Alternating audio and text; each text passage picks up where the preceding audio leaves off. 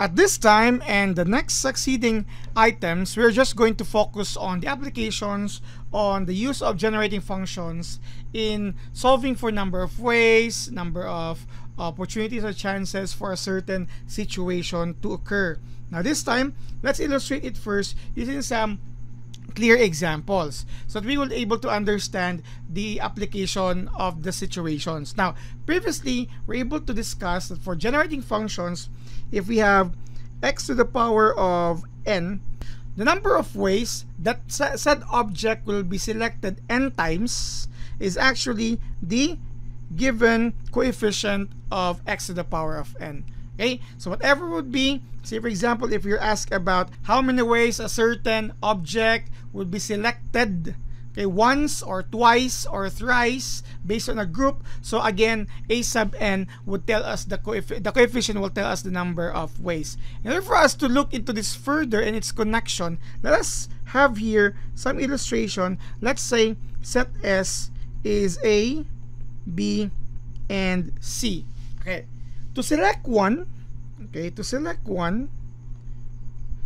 how many ways can we select one from this set? Of course, it will happen if you're going to select A, select B, and select C respectively. So there are 3 ways to select one object. Again, there are 3 ways to select one object. And it's actually denoted by this idea, A plus B plus C. Okay? This is the number of ways, 1, 2, 3.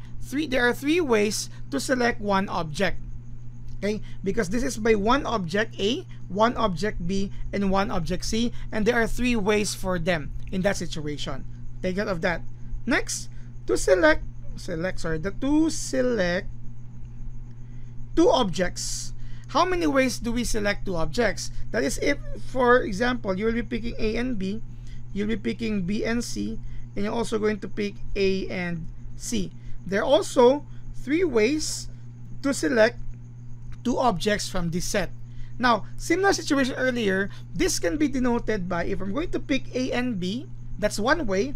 I'm going to pick A and C, that's another way. If I'm going to pick B and C, that's also another way. There are 3 ways to pick 2 objects, okay, in the same set.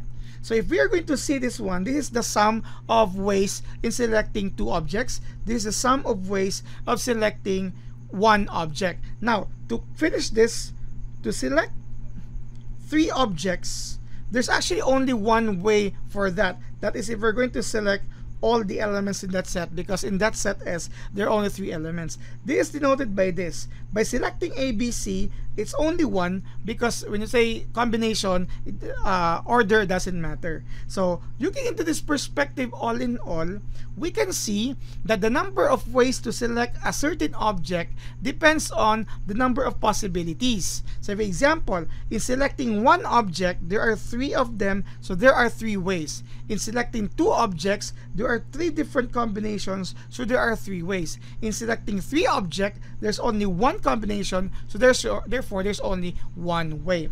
Allow me to connect that to this concern in function. Let's say 1 plus ax, 1 plus bx, and 1 plus cx. In this situation here, look into the perspective carefully. Now, I'm going to talk about these portions carefully. If we talk about 1, which could be interpreted as x to the power of 0. Earlier, we talked about x to the power of n, meaning the selection of n objects. Okay, selection of n objects, or yeah, that's what it meant. If we talk about x to the power of 0, meaning the number of ways it will not be selected. In this case, it's A.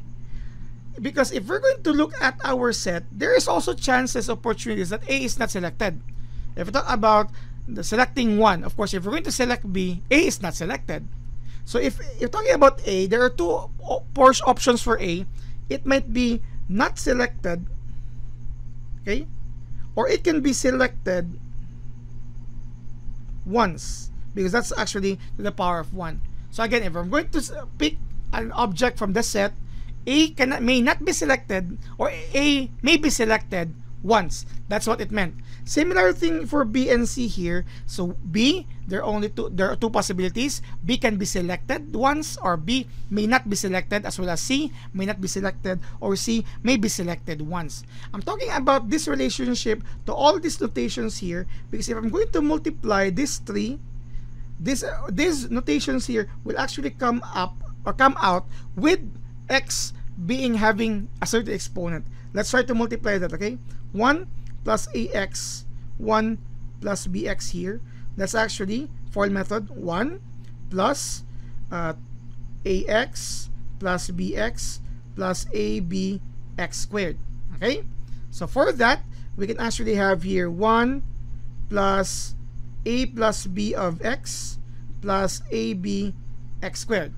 Now, to multiply that to 1 plus CX, I'm going to talk about the result later on as 1. So 1 times 1 is 1.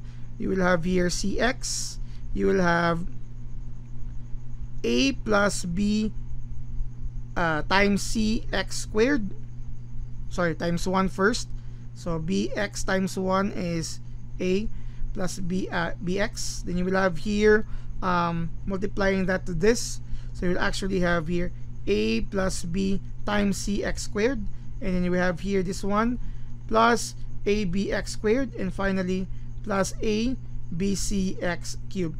Simplifying them further, just for this process, and later I'm going to connect it with the illustration made. 1 plus CX plus AX plus BX plus ACX squared plus BCX squared plus ABX squared plus ABCX cubed. And if we're going to combine or factor all of them and arranging them at the same time, you will see here A plus B plus C will have a factor of X. Here, AB plus AC plus BC has a factor of X squared. Okay, and you will have here plus ABC has a factor of X cubed. Noticeably, these three appeared from our illustration earlier. Earlier, we mentioned that to select one object, there are 3 ways, and that selection is indicated by this, the sum of them. Similarly here, x to the power of 1, this is the number of ways of selecting objects once. Okay? Here, number of ways of selecting object once, A plus B plus C. A plus B plus C is number of objects selecting, number of ways of selecting object once. Here, the number of ways of selecting object twice is also indicated by the same notation presented earlier. There are also 3 ways, and for number of ways of selecting an object 3 times, there's only 1 possibility for that. So in this case, this connects to the idea earlier discussed, A sub n to the x to the power of n. This is really the indication of number of ways to select n objects. Okay. So basically, if you're asked later on, how many ways can I have in selecting 6 objects? So that's x to the power of 6. Look for the coefficient of x to the power of 6 in order for you to answer the same question. And in connection to the generating function, all of our situations can be drawn by a function or just like this, and then if we're going to multiply that or even use all the identities previously discussed, we can definitely get the coefficient intended.